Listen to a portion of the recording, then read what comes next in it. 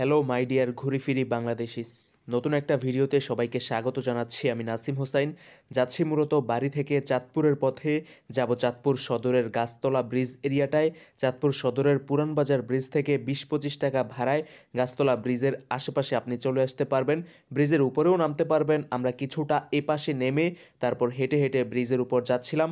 আজকে বেশ খানিকটা সময় এই গাছতলা ব্রিজের উপর কাটাবো। মোটামুটি বিকেল সময়ে আমরা এসেছি, তবে ওয়েদারটা যথেষ্ট ভালো ছিল। শীতের একটা বিকেল ছিল, যদিও ভিডিওটা কিছুটা দেরিতেই পাবলিশ করা হচ্ছে। এখন আর সেভাবে শীত গায়ে পড়ছে না, বসন্ত এসে গেছে। তবে এই গাছতলা ব্রিজ এরিয়াতে আসলে ডাকাতিয়া নদীর সৌন্দর্য আপনার মন কেড়ে নেবে। এই এরিয়াটা সত্যিই অনিন্দ সুন্দর।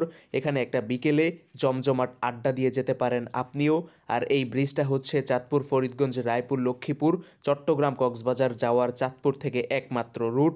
আর এই জায়গায় আসলে ডাকাতিয়া নদী দিয়ে বা ব্রিজের নিচ দিয়ে একের পর এক বলগেট বা বাল্কহেড যেতে দেখবেন।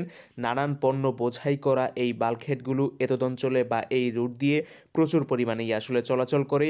এই সামনেই ডাকাতিয়া নদী গিয়ে পড়েছে পদ্মা মেঘনার মোহনায়। এই জায়গাটা তাই জমজমাট একটা নৌ বাণিজ্য কেন্দ্রও বটে।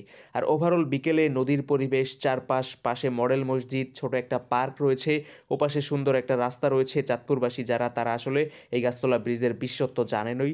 তো ঘুরে আসতে পারেন আপনি ওই জায়গাটা থেকে। খুব সুন্দর একটা জায়গা বটে।